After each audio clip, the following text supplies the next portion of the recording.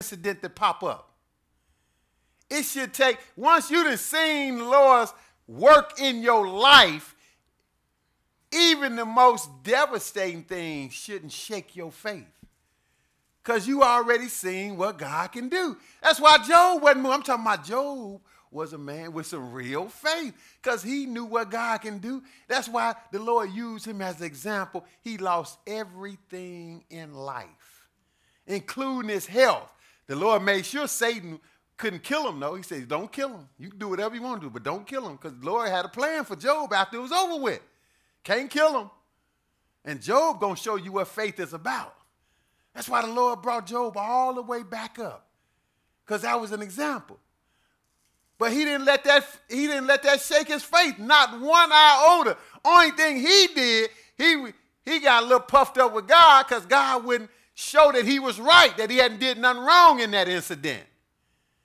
He got a little mad at God. Show yourself, God. I want to talk to you.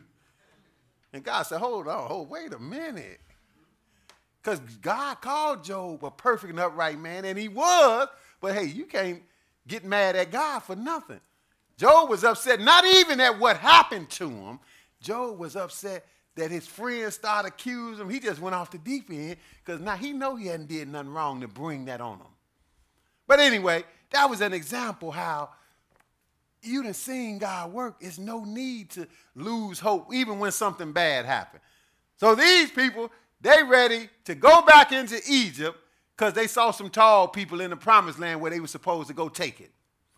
So the Lord said, how long? I done did all kind of signs and miracles. How long? I done fed them out here in the wilderness, killed Pharaoh's army, the greatest army at that time. Go ahead, verse 12. So the Lord said what? Go ahead. I will smite them with the pestilence. The Lord said, look, I'm going to smite this people with diseases. Pestilence, that's what it is. Go ahead. And disinherit them. And I'm going to well, they had the Lord hot. Go ahead. And I will make of thee a greater nation and mightier than they. See, but he was going to keep his promise to Abraham, Isaac, and Jacob. So he said, I'm going to make of you, Moses, a greater and mightier nation. But now, skip to verse 22, because Moses prayed and talked the Lord out of him. He said, Lord, you know, they're going to say you was weak and couldn't handle them, so-and-so, so-and-so. So the Lord said, okay, I'm going to pardon this people, but I'm still going to bring some punishment on them. I'm still going to do something to them. Go ahead. Because all those men which have seen my glory and my miracles, which I did in Egypt and in the wilderness, and have tempted me now these 10 times, and have not hearkened to my voice. See, he said, look, I'm going to get them. They seen all that I could do, and yet they still trying me and tempting me. Go ahead. Surely they shall not see the land which I swear unto their fathers, neither shall any of them that provoke me see it. See, they not going to get in the promised land because of this. None of them. The crowd didn't make it, brothers and sisters. You would have been right in line with the crowd, you wasn't going to make it. You got to think outside the box. Follow God. Go ahead.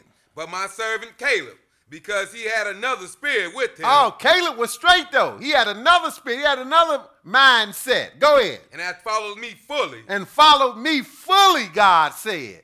Go ahead. Him will I bring into the land whereunto he went. And his seed shall possess it. See, he inherited the blessing. So the Lord let him live. Go ahead. Keep going. Now the Amalekites and the Canaanites dwelt in the valley. Tomorrow turn you and get you into the wilderness by the way of the Red Sea. And the Lord spake unto Moses and unto Aaron, saying, how long shall I bear with this evil congregation which murmur against me? I have heard the murmurings of the children of Israel, which they murmur against me. See, the Lord was up saying, I heard they murmurings. They talking about going back to Egypt. He done brought them out of slavery. They want to go back.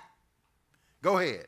Say unto them, as truly as I live, saith the Lord, as ye have spoken in mine ears, so will I do to you. What they speak in his ears. Go ahead. Your carcasses shall fall in this wilderness, and all that were numbered of you, according to your whole number, from 20 years old and upward, which have murmured against me. See, the Lord said, I'm going to kill all of y'all from 20 years old and upward that have murmured against me. Because I heard what you said about going back to Egypt. Why you come out here to die? Well, that's what's going to happen to you. That's why they say, oh, saying it's good. It's true.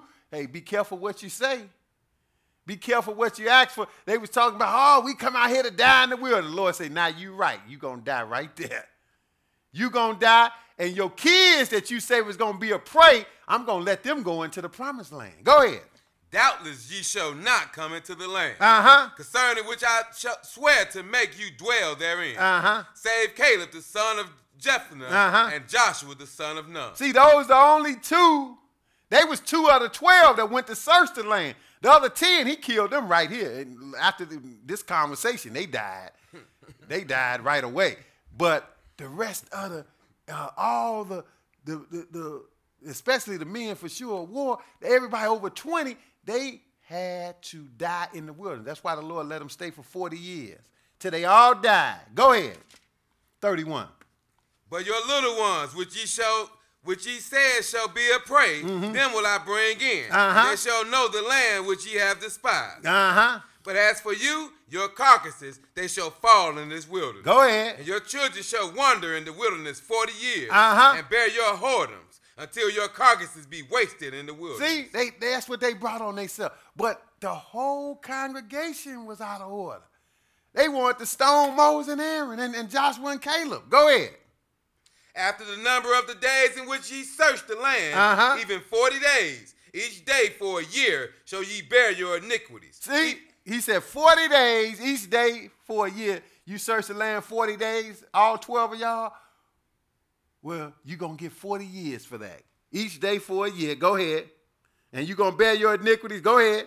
So ye bear your iniquities, even 40 years, and ye shall know my breach of promise. See, you're going to know my breach of promise because you didn't win against what I told you to go against. But all these people got destroyed after it was a joyous day when they got saved from Egypt and went through the Red Sea. Oh, they were singing and have a good time. They were singing and praising the Lord. See, you got to be able to sing and praise the Lord even when things not going good and still trust in him. They forgot about that. So they got delivered from Egypt and they all died in the wilderness. The crowd went the wrong way and they knew the Lord. So it don't matter how much you know. Now go to 1 Kings 18. We're going to look at another example. 1 Kings 18. And we're going to pick it up at verse 17. 1 Kings 18 and verse 17. This is one of the great prophets that Israel had. I like him so much, I got a name after him. 1 Kings 18 and 17. Go ahead. And it came to pass, when Ahab saw Elijah, that Ahab said unto him, Art thou he that troubleth Israel? Okay, now look. Elijah was a prophet of the day. Now Ahab, he was the king of Israel, married to Jezebel, a false prophetess. So this just show you again, you could be wrong as 2 left shoes, which Ahab was, and you still can fool yourself and think it's somebody else's fault. Because don't nobody never want to hear it. Just like, we might have to say something about somebody or point the finger at somebody or say that somebody is out of order. People don't never want to hear that. Now, you an enemy to them. Even though they wrong. They not listening to what's being said. They don't want nobody to say nothing to them. So that's the way Ahab was. Elijah was checking them and telling them about his foolishness. And he didn't like that. And he the king, so he figured he can't be told nothing. So when Ahab saw Elijah, he said, Art thou he that troubleth Israel? Like you the problem around here, man. 18, what did Elijah say? And he answered, I have not troubled Israel. No, he said, I'm not the one. Go ahead. But thou and thy father's house, in that ye have forsaken the commandments of the Lord, and thou hast followed Baalim. See, that show you again, Elijah was a prophet, but he wasn't liked because he had to be the bearer of bad news. Tell you that you out of order. Telling you when God gonna do something to you, because God allowed Elijah to tell them it wasn't gonna rain. That it just went on. It's not gonna rain it didn't rain. He said, look, he told Ahab. See, Ahab didn't like it. He told Ahab, he said, because y'all so bogus, I tell you what, it ain't going to rain till I tell you. And it went on a long time, 3.5 years.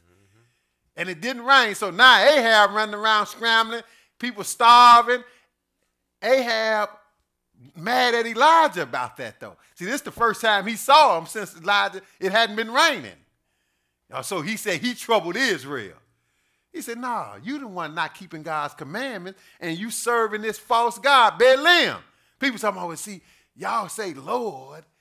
Y'all say Lord. See, that mean Balaam. Look, it's many that's called lords, but we know it's only one Lord. See, you got Balaam, Baal, and Balaam in the same text as Lord. So it's just a title, but Balaam was a false god, a false Lord. But go ahead. Now therefore send and gather to me all Israel unto Mount Carmel. And the prophets and of Baal 450. And the prophets of the groves 400. Which eat at Jezebel's table. See, that was his wife, a false prophetess. But wait a minute. The point I want to make is, look how many of these suckers it is. These false prophets. Yeah, I call them suckers. Look how many of them is. Because people say it all the time. They say, well, look, you trying to tell me all these preachers out here wrong? Yeah. The proof is in the pudding. The Lord tells you it's going to be many false prophets. They got to be out here somewhere. I shouldn't have to look hard for him if he said many. He didn't say like I'm looking for a needle in a haystack. But look at this situation. Elijah is telling him, he named at least, he said, look, it's at least 850 of these false prophets, and he one true prophet by himself. That's what he said. He said, look, I want you to call all of these prophets, which are false, I want you to call them all. I want to deal with them all. He said, send unto all Israel unto Mount Carmel, and the prophets of Baal. How many? 400, right? You talking about 400 men? 450. The prophets of Baal, 450, right? And the prophets of the groves, 400, which eat at Jezebel's table. That's 850, right?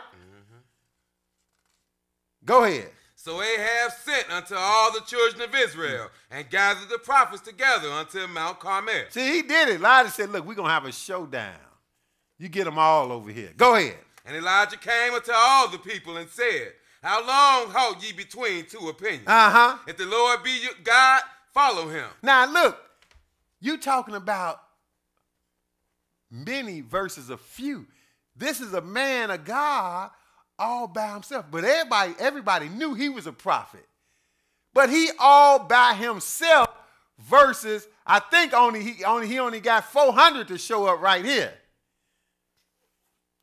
But he all by himself. So if you going to follow the crowd, of course you're going to be, it looked like these guys, all 400, they got to be right?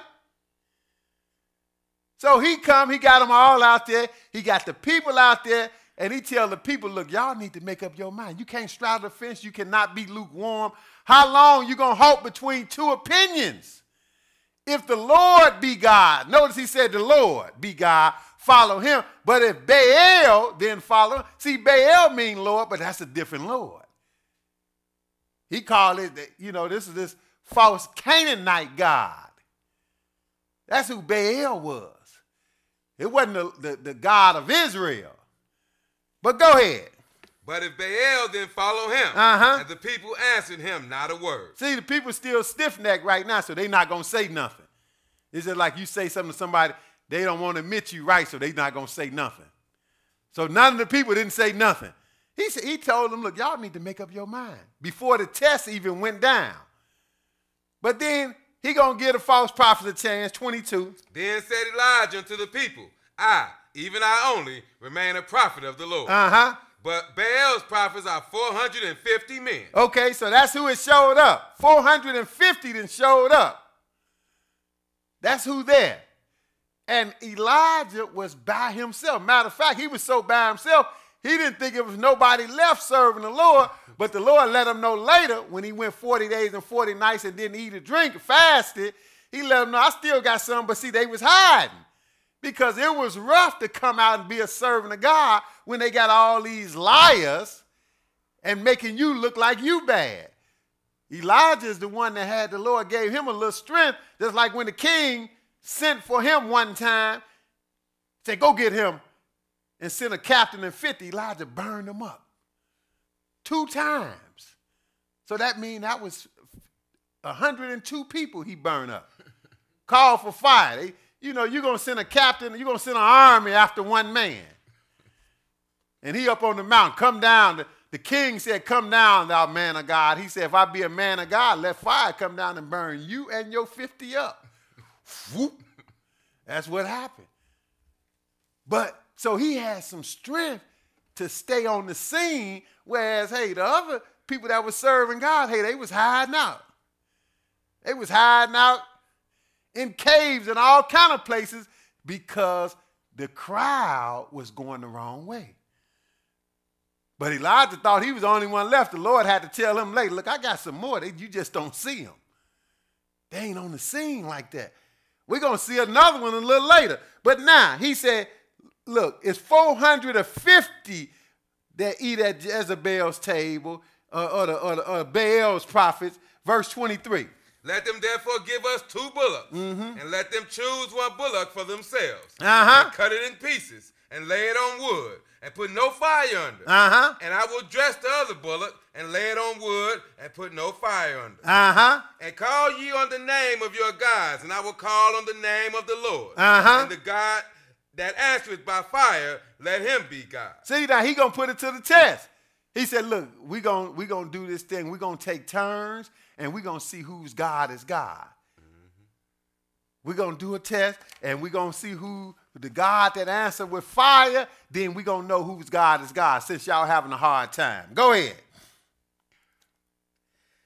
And Elijah said unto the prophets of Baal. Now this is verse 25. Go ahead. Choose you 1 bullock for yourselves, and dress it first, for ye are many. How many of them is it? For ye are many. Ye are many. Well, obviously, it's 450 of them, right? It's many of them. See, to let you know, this is another example this is one man. See, people get upset when you tell them, look, all these false prophets out here. Well, this is another example of it. And it was hard for the people back then to decipher, because you see the crowd, everybody doing one thing, and you got this one crazy looking guy over here talking about they false. So yeah, it's easy to follow the crowd. You in with the in crowd. But you got to figure out if you're going to follow God or the crowd. The crowd is usually wrong. It was wrong here. Go ahead. For ye are many. You are many. Go ahead. Call on the name of your God. But put no fire under. He said, don't like no fire. Just call on God and let him send fire. If your God is God, let him send some fire down. Go ahead. And they took the bullock which was given them. And they did it. See, this show you how this show you how brazen false prophets would be. They know they own something, but they gamble with it. They figure, well, he probably can't do it either. In other words, they going to go for the test. They're going to go for the test. They're going to say, okay, we'll do it. Go ahead. And they dressed it. And called the name of Baal from morning even until noon. See, now they did it because, they ain't got no problem calling on God. They would praise God all day. So they called on the name of Baal all morning. From morning to noon. That show you they are consistent, aren't they? They got some zeal. Go ahead. O Baal, hear. O Baal, hear. Go ahead. But there was no voice, nor any that answered. And they leaped upon the altar which was made. Oh, there go that emotionalism. You got to get emotional and dramatic. Like that's going to work. They jumping around now. Like you doing to start jumping and shouting. They call dancing shouting. Go ahead. And it came to pass at noon that Elijah mocked them and said, cry loud, for he is a God. Now, people get mad when we mock some of the false prophets, but hey, here's a good example of it. They wasting everybody's time. They should have stayed at home. But they foolish enough to think they going to go for a test with a real servant of God. So he mocked them. He said, look, you better cry louder. Your God might be asleep. You got to wake him up. Go ahead. For he is a God. He is a God, I guess. Go ahead. Either he is talking. He in a conversation. Go ahead. Or he is pursuing. Or he chasing somebody. Go ahead. Or he is in a journey. Uh-huh. Or peradventure he's sleeping. Uh-huh. And must be awakened. See, he messing with her. Because they still calling. He said, well, I'm going to help him out. Call a little louder. Maybe your God's asleep. He got to be waking up. He knew it's some foolishness. He's sitting there laughing at him. Go ahead. And they cried aloud. And they did it. They cried loud. They gonna make something happen. They gonna make it rain. Go ahead. And cut themselves after their manner with knives and lancets. Really, they probably need, like they might have had some people in white, some nurses around, because they cut themselves. Go ahead. Till the blood gushed out upon them. Uh-huh. And it came to pass when the midday was past, and they prophesied unto the time of the offering of the evening sacrifice. Now they went all day long. That's like people stay in church all day long, and you done wasted your time. God's not listening to you. You're dealing with a false God all day. Go ahead. That there was neither voice, nor any to answer, nor any that regarded. Nothing happened. Go ahead. And Elijah said unto all the people, come near unto me. Okay, now it's all over. They probably tried to take up all the time, not even give him a chance. But still, he don't need that much time. See, when you're dealing with the real God, it don't take much. They done wasted all day with this foolishness, jumping around, screaming and shouting. Now all he gonna do is come up and say a few words. First, he had to fix some stuff up. They didn't tore everything messed up. But go ahead. Come near unto me. Uh-huh. And all the people came near unto him. Uh-huh. And he repaired the altar of the Lord that was broken down. Uh-huh. And Elijah took 12 stones according to the number of the tribes of the sons of Jacob. Uh-huh. Unto whom the word of the Lord came, saying, Israel shall be thy name. So he got 12 stones because it's 12 tribes, just like Jesus had 12 apostles. Go ahead. And with the stones he built an altar in the name of the Lord. Mm-hmm. And he made a trench about the altar, as great as would contain 2 measures of seed. Go ahead. And he put the wood in order, and cut the bullock in pieces, and laid him on the wood, and said, fill 4 barrels with water, and pour it on the burnt sacrifice and on the wood. Uh-huh. And he said, do it a second time. And they did it the second time. And he said, do it the third time. And they did it the third time. And the water ran round about the altar, and he filled the trench also with water. Mm-hmm. And it came to pass at the time of the offering of the evening sacrifice that Elijah, the prophet, came near and said, Lord God of Abraham, Isaac, and of Israel, let it be known this day that thou art God in Israel, and that I am thy servant, and that I have done all these things at thy word. Hear me, O Lord, hear me, that this people may know that thou art the Lord God, and that thou hast turned their heart back again. Okay, so he didn't waste much time. He didn't do no whole lot of screaming and jumping and shouting and cutting himself either, but go ahead. Then the fire of the Lord fell. Then all of a sudden some fire came down, just like the test was, to see who God was going to send fire. Go ahead. But the point is, he's one servant of God against 450 false. If you was there, I wonder which side you would have been on. You would have been thinking, well, they got to be right. It's 450 of them.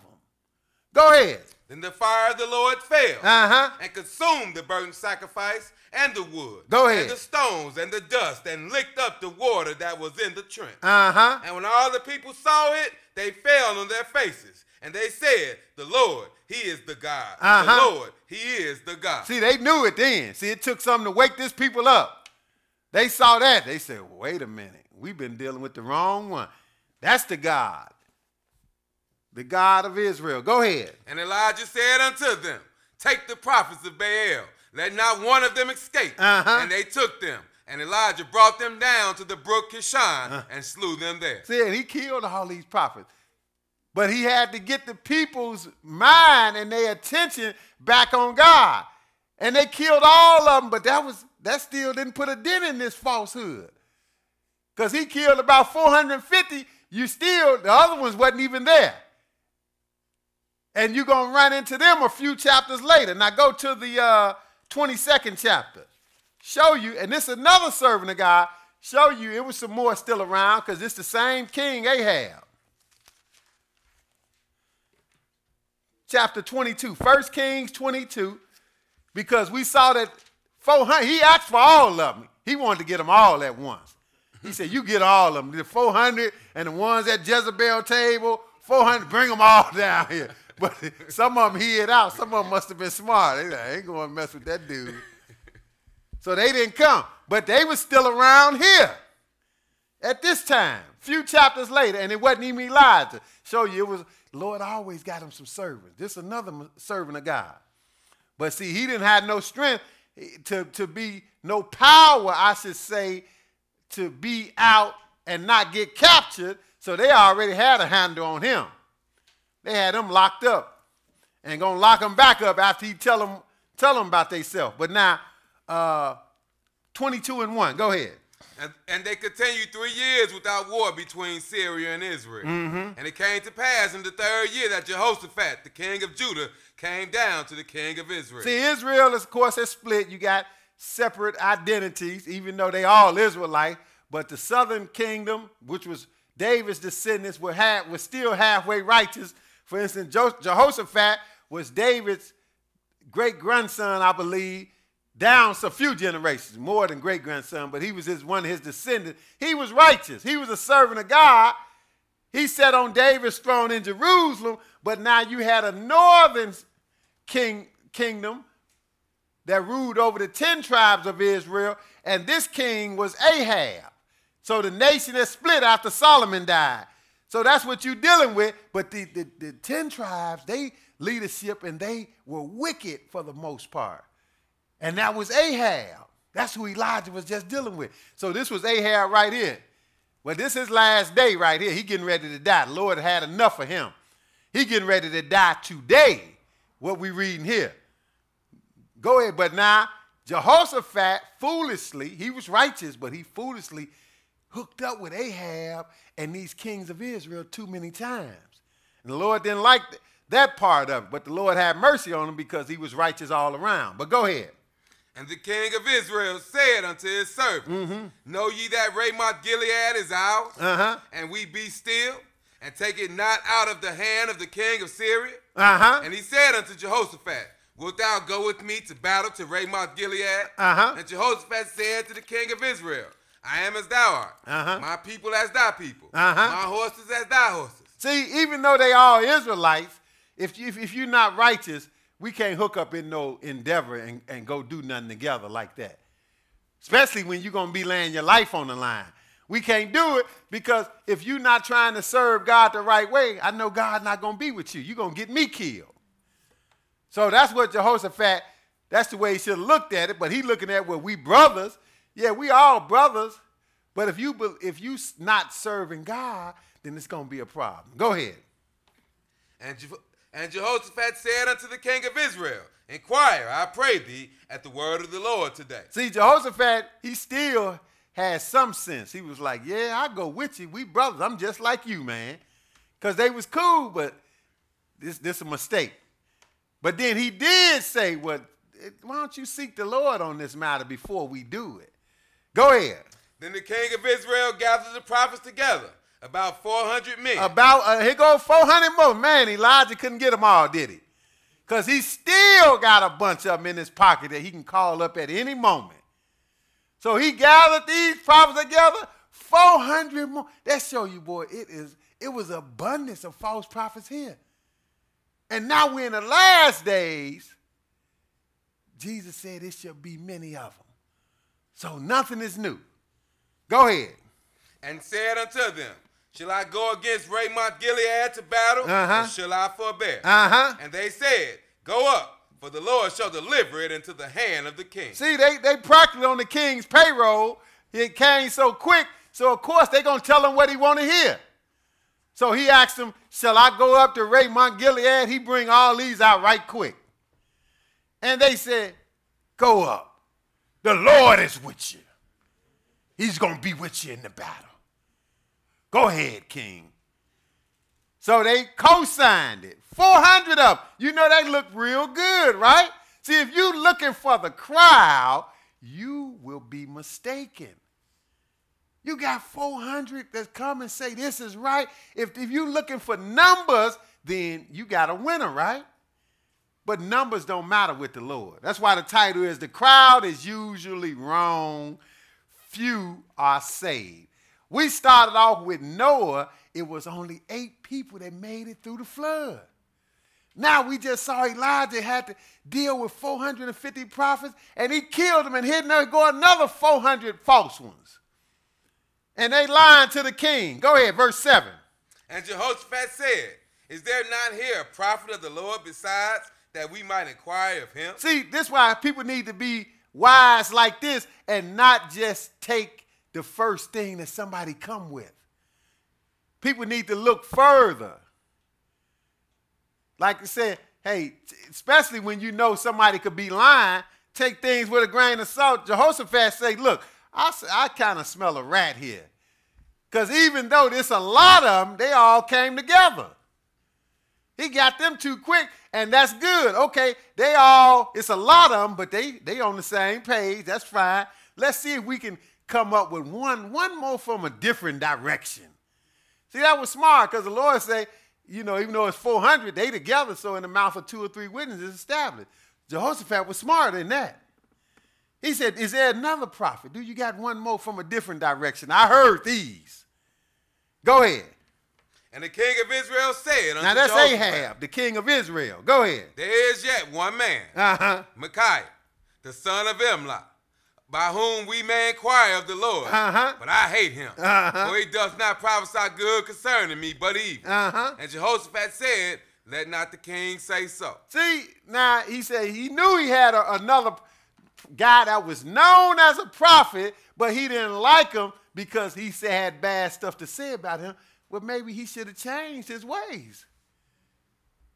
See, the true prophets let Ahab know that he was bogus. The false prophets was on Ahab's payroll, so they going to talk nice to Ahab and make like Ahab, you fine.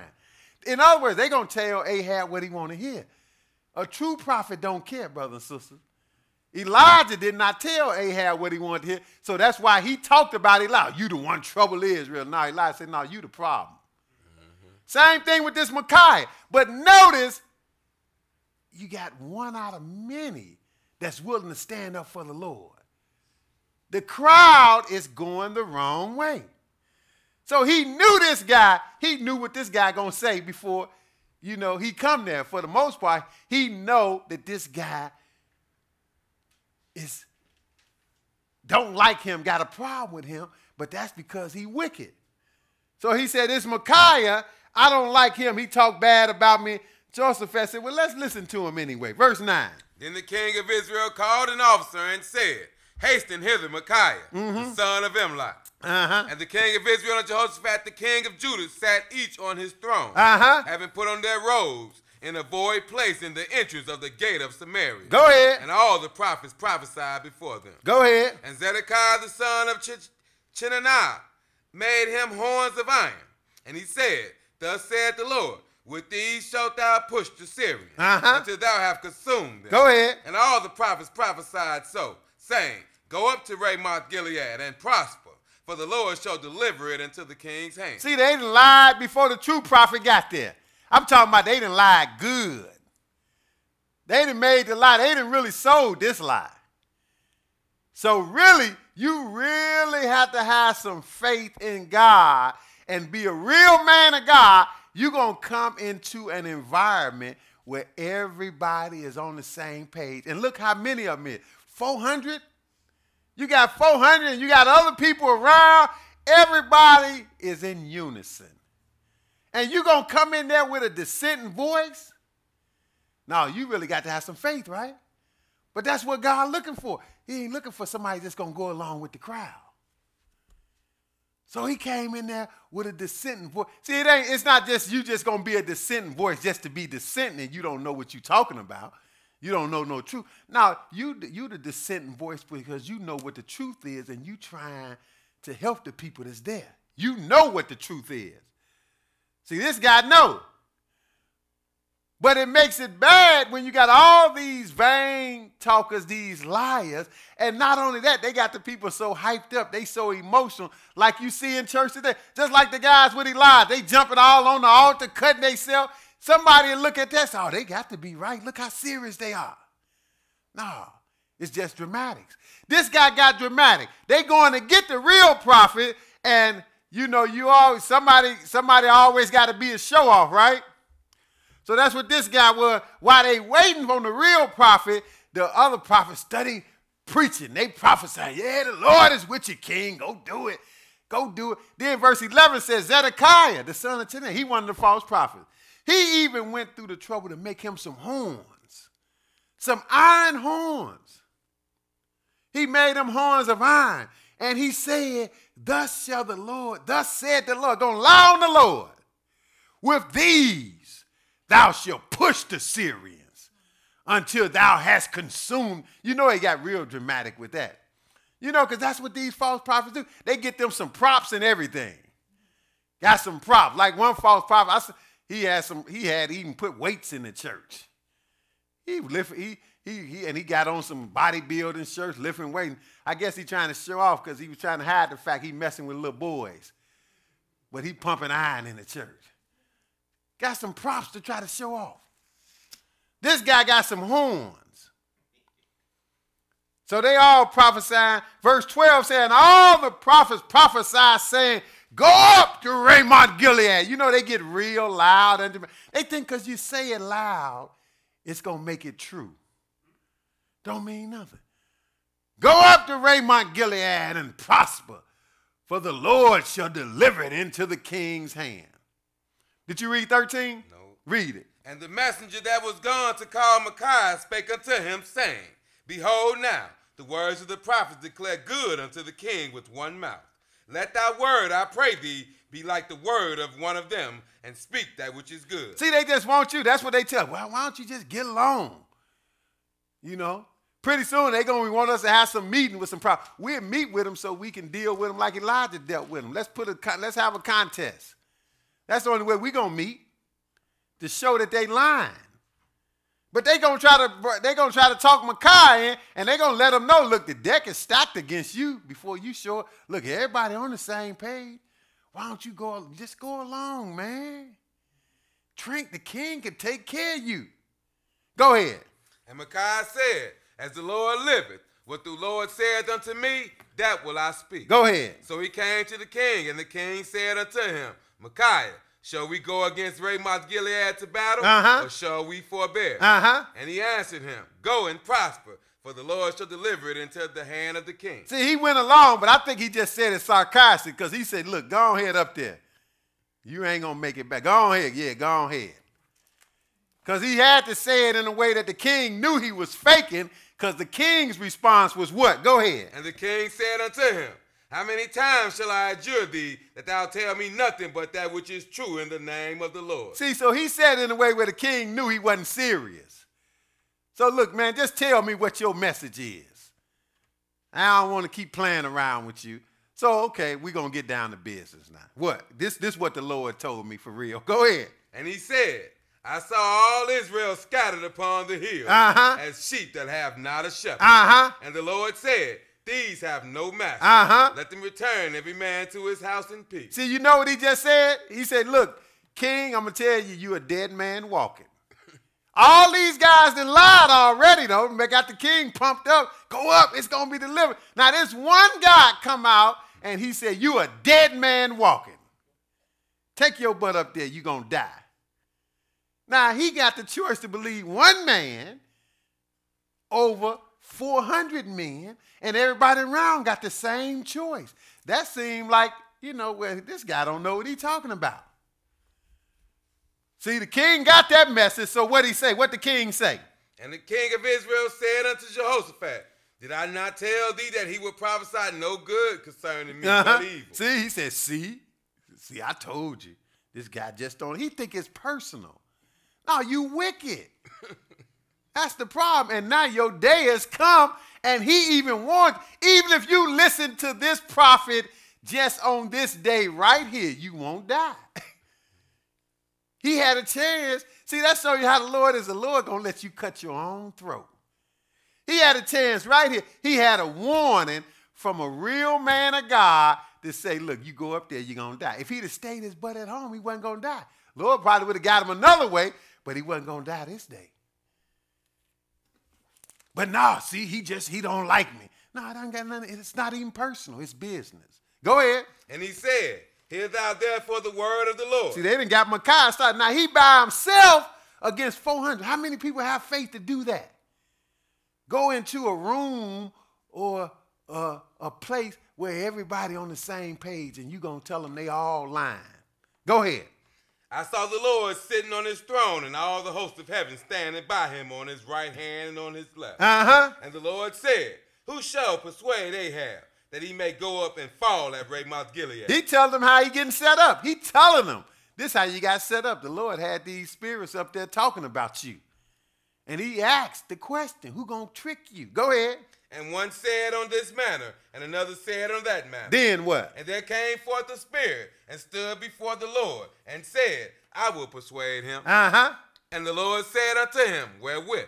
And he said, I will go forth, and I will be a lying spirit in the mouth of all his prophets. And he said, thou shalt persuade him, and prevail also. Go forth and do so. See, the Lord, he said, look, man, the Lord had a meeting on you in heaven. And the Lord, because the Lord, he called any of them spirits. He said, look, and he got a spirit that came forth, said he would be a lying spirit in the mouth of your prophets, and that was the winner. And he said, you go ahead and do that. And so he let them know what's going on. Go ahead. But Zedekiah the son of Chenaanah. Now, you know, he was the one real boisterous and dramatic. So, you know, he ain't like, because he just, along with 300 other men, he got called a false prophet. But still, that hurt his feelings. Even though he wasn't by himself, but he took it personal.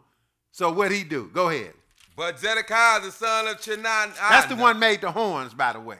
Go ahead. Went near and smote Micaiah on the cheek and said. Yeah, now he gonna go smote the brother, because, hey, you know, he on the right side, so he figured. And he ain't gonna have to answer for this right now, so he think he can get away. So he gonna go smack the brother. Go ahead. And said, which way went the Spirit of the Lord from me to speak unto thee? See, that's so. Now he know he lied. He know for sure the Lord ain't gave him that message, along with these other lying prophets. And the prophet just told him what happened. You just lied. But now you still gonna smack the man of God and get cute with him. Well, which way went the Spirit from me to you then? If I'm lying, you lying. You know, the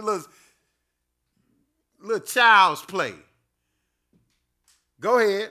And Micaiah said, behold, thou shalt see in that day when thou shalt go into an inner chamber to hide He said, you're going to find out when you come up out that grave and you have answer for what you're doing. Go ahead.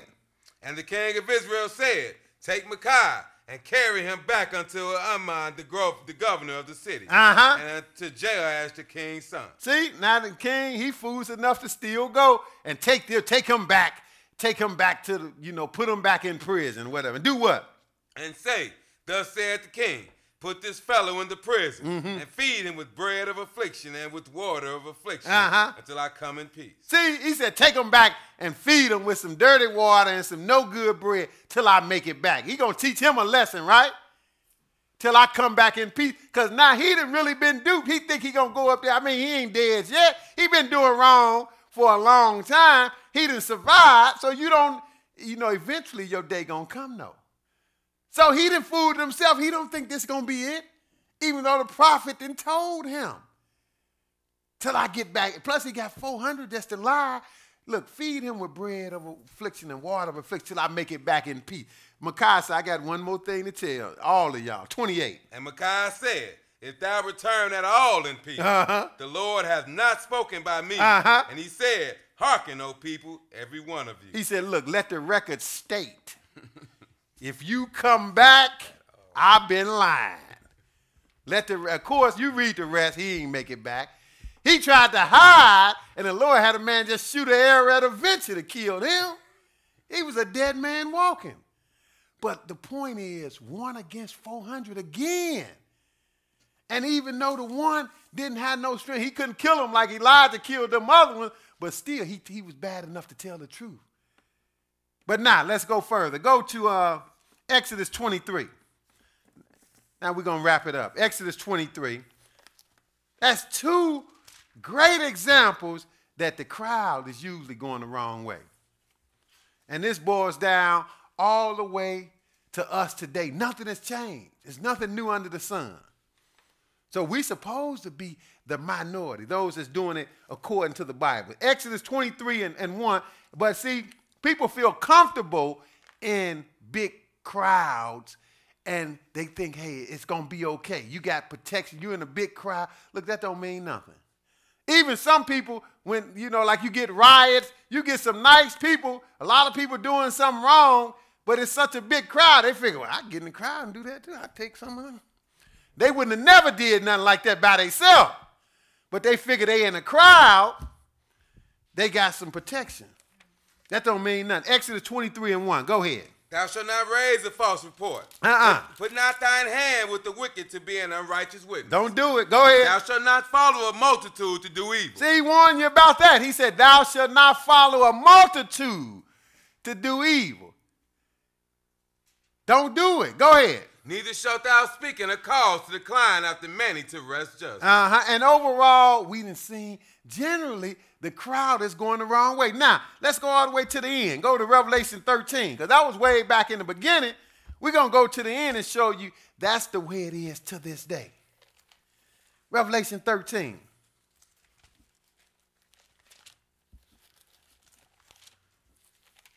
People are going the wrong way. The whole world is crazy. That's why I say in Revelation 12, Satan have deceived the whole world. 13 and 1, no. Revelation 13 and 1.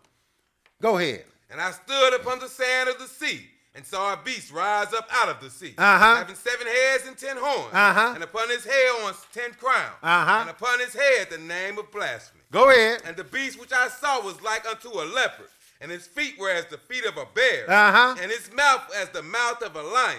And the dragon gave him his power and his seat and great authority. Now, this is Satan's organization or Satan's kingdom. This is the revived Roman Empire that's coming back to life before our eyes. It's in the works right now. This beast is a kingdom. Just like Daniel showed you 4 beasts that represent the 4 Gentile kingdoms, well, this one is the revival of the 4th one, which is Rome. Because Rome didn't never just leave the scene. That's why they operating as one in Europe now. With the European Union, they got the euro, which is unheard of, been on the market now. Matter of fact, right now, it's been on the market 13, 14 years, and right now, the euro is worth much more than $1. $1, it take $1.40 or something to get €1. So it's beating $1 in the head already, and it's only going to get better and better because this is who's going to run it in a little while. This organization right here, this revived Roman Empire. But now, and he's going to show you that because Satan is using. Verse 3, notice how it's getting healed because Rome fell in 476 AD as a military power, but they kept enough spiritual power through this organization, this church, the Roman Catholic Church, and therefore, they're going to eventually regain the temporal power back. Go ahead. And I saw one of his heads as it was wounded to death. That's that Roman head, but it didn't die. It just got a bad wound. Go ahead. And his deadly wound was healed. And it's coming back. Go ahead. And all the world wondered after the beast. Oh, this is what I want you to see. All the world wondered after the beast. As a whole, everybody is going to go for this. Been going for the teaching already. That's why you think when you die, you go to heaven. Because this organization gave you that.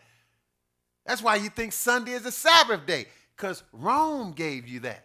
And so on and so on. Go ahead. And they worshiped the dragon which gave power unto the beast. Ultimately, you worshiping Satan, the dragon, which give the kingdom power. Go ahead.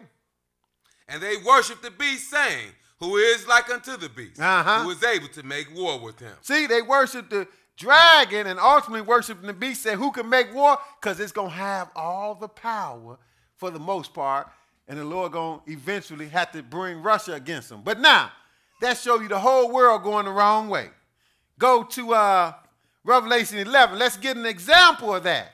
Just like we saw in the old days, you saw these 2 prophets stand up against 400 and something false prophets. Each time. Elijah and Micaiah, look, nothing has changed, brothers and sisters. We're in the last days now. It's going to be the same old thing.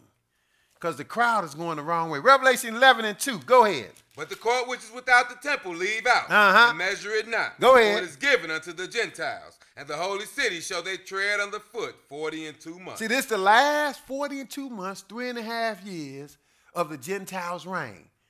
And who is this? This is this beast that came out. See, we ain't talking about no literal beast coming out to sea. We're talking about a government that's going to be running things. And they're going to eventually take over Jerusalem.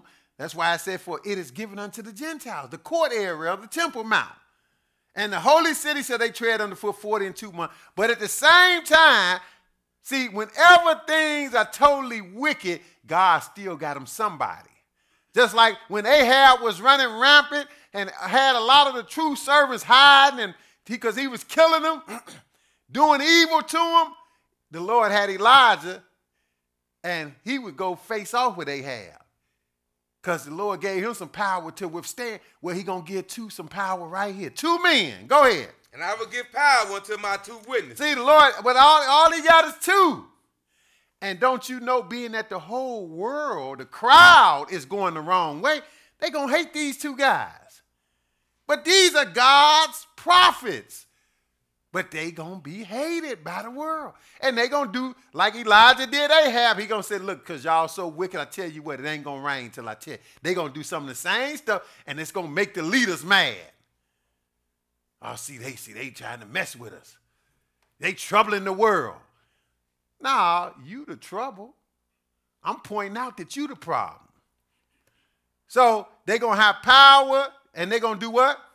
And they shall prophesy 1,203 score days clothed in sackcloth. See, they not dressed in no fine gowns and tuxedos.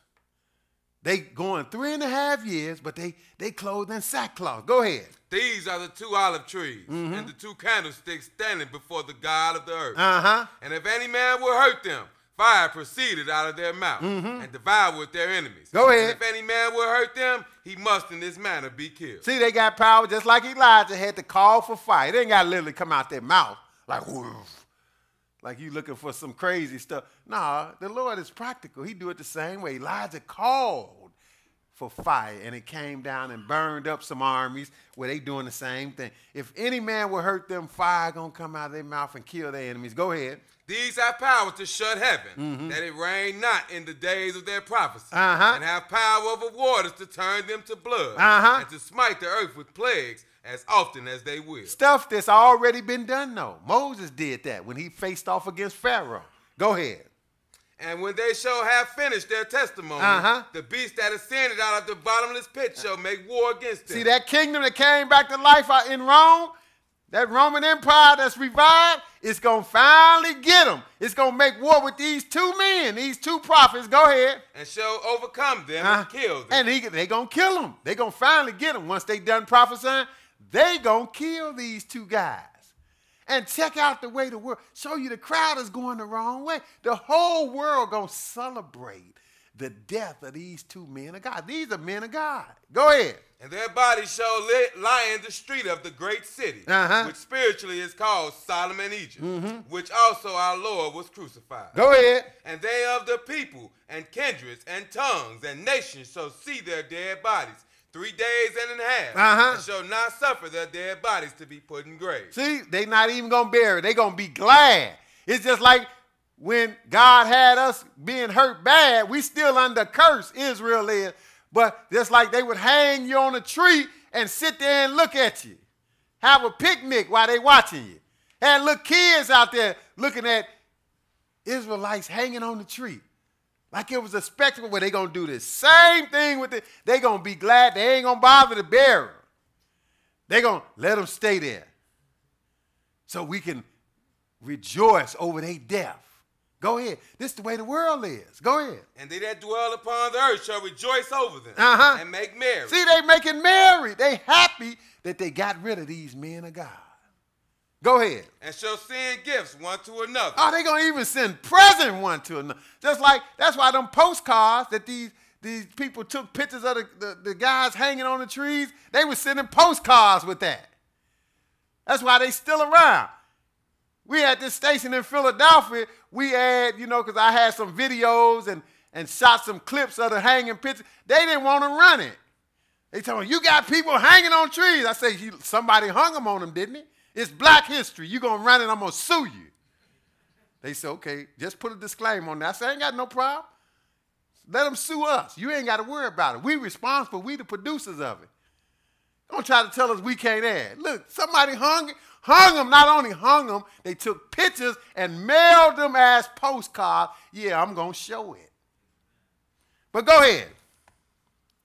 And after 3 days and a half, the spirit of life from God entered into them. And they stood upon their feet. And great fear fell upon them which saw them. See, they coming back to life when it's over with. But the bottom line is the whole world is going the wrong way. The crowd is off. Only few. These are 2 men of God against the whole world, and the world rejoicing over their death. 1 Peter 4. We're almost done. 1 Peter 4. 2 verses. Because again, this lets you know the crowd is usually wrong. It's going the wrong way. And it's only few that save. See, it's going to be more than 2. These 2 men of God, they just going to be the 2 with some power to be on Front Street. Hey, the other servants of God going to either be dead or hiding.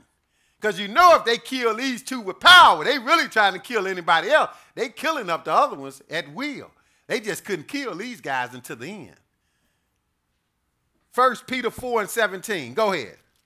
For the time has come that judgment must begin at the house of God. See, that's why we got to suffer something anyway. That's why even them 2 prophets going to die.